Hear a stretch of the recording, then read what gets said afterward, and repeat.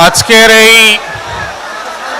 বর্ষা বিপ্লবের দ্বিতীয় বার্ষিকীতে বৃষ্টি স্নাত রংপুরবাসী আসসালামু আলাইকুম।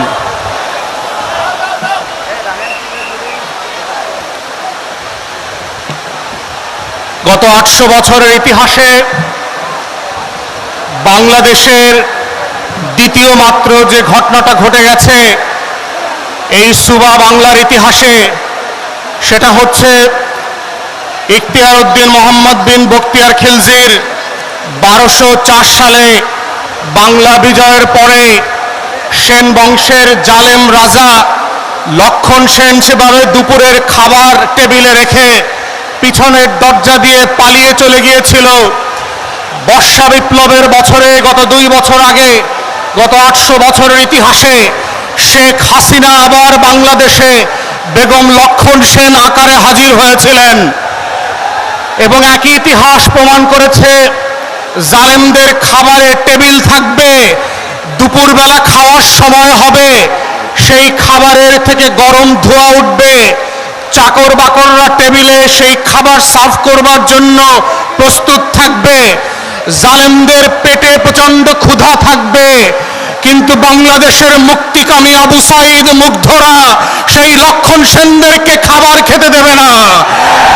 ২০২৪ সালে লক্ষণ সেনদের ইতিহাসে আবার প্রমাণ করেছে বাংলার প্রতিবাদী জনগণ শত শত বছরের গোলামীর জিঞ্জির ভেঙে যেভাবে আজাদির লড়াই করেছে, ইনকিলাবের মুক্তির লড়াই করেছে, ২৪-এর বর্ষা বিপ্লব করেছে, একইভাবে দিল্লির আধিপত্যবাদের বিরুদ্ধে আগামী বছরগুলোতে শত শত বছরের সেই লড়াইয়ের ধারাবাহিকতা তারা অব্যাহত রাখবে।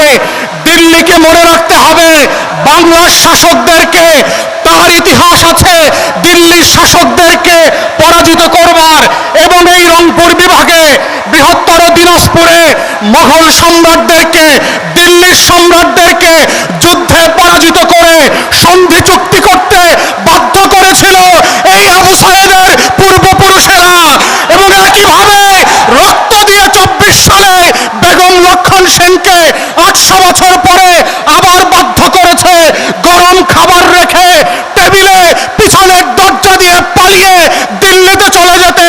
তাই আজকে যারা রংপুর নিয়ে ষড়যন্ত্র করছেন, মাথায় রাখবেন ২৪ যে দেশের জনগণের চোখ খুলে দিয়েছে, যেই ২৪ শত শত তরুণকে মৃত্যুর ভয় থেকে উঠে এনে আজাদির স্বপ্ন দিয়েছে, যেই ২৪ প্রাণে প্রাণে নতুন স্লোগান শিখিয়ে দিয়েছে ইনকিলাব ইনকিলাব ইনকিলাব ইনকিলাব ইনকিলাব ইনকিলাব। সেই জাতির মুক্তির লড়াই এক চৈতালি দিয়ে, কয়েকজন সনাতনী দিয়ে পলাশবাড়িতে মন্দির করে আপনারা তাদের স্বাধীনতার আকাঙ্ক্ষাকে নিভিয়ে দিতে পারবেন না। যদি চেষ্টা করেন আবার মুগ্ধরা ফিরে আসবে, আবার আবু সাইদরা ফিরে আসবে, আবার লাহিয়ানরা ফিরে আসবে, আবার বাংলাদেশে নতুন করে লক্ষণ সেনের পালিয়ে যাওয়ার ইতিহাস রচিত হবে। অতএব যারা যে আধিপত্যবাদী শক্তি বাংলাদেশের দিকে শকুনের মতো করে তাকাচ্ছেন, আমরা আপনাদেরকে মনে করিয়ে দিতে চাই আপনারাই প্রথম শকুন ছিলেন না। বাংলার জনগণ দশকের পর দশক, শতকের পর শতক হাজারো শকুনের রক্তচক্ষু উপেক্ষা করে, রক্ত দিয়ে আজাদির লড়াই করে এই বাংলার ইতিহাস গড়েছে।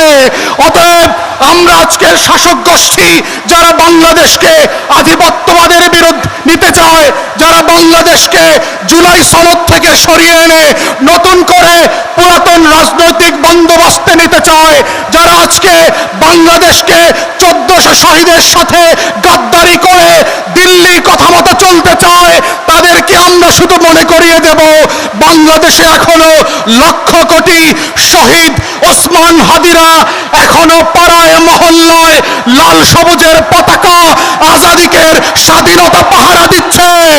এই আজাদির স্বাধীনতা পাহারাদারি থেকে এদেশের কোটি কোটি যুবক বৃষ্টি উপেক্ষা করে, বুলেট উপেক্ষা করে, রক্ত উপেক্ষা করে পাহারা দেবে। কারো শকুনের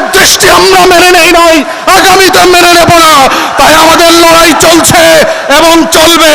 যারা সীমান্তে অস্থিরতা তৈরি করতে চাচ্ছেন, যারা গভীর রাতে পুশিং করতে চাচ্ছেন, যারা শুভেন্দু অধিকারী, হেমন্ত আর অমিত শাহের চোখ দিয়ে বাংলাদেশকে দেখতে চান, তাদেরকে বলবো চশমাটা বদলে ওসমান হাদির চোখ দিয়ে বাংলাদেশকে দেখেন। চশমাটা বদলে আবু সাইদ মুগ্ধের চোখ দিয়ে বাংলাদেশকে দেখেন। বাংলাদেশ আওয়ামী যুগে আর ফেরত যাবে না, শেখ হাসিনা আর ফেরত আসবে না। আমরা সেই বাংলাদেশে নই। অতএব এই মুক্তির লড়াই শত শত বছর ধরে যেভাবে চলেছে এবং চলবে, আমরা আমাদের স্বাধীনতা সার্ব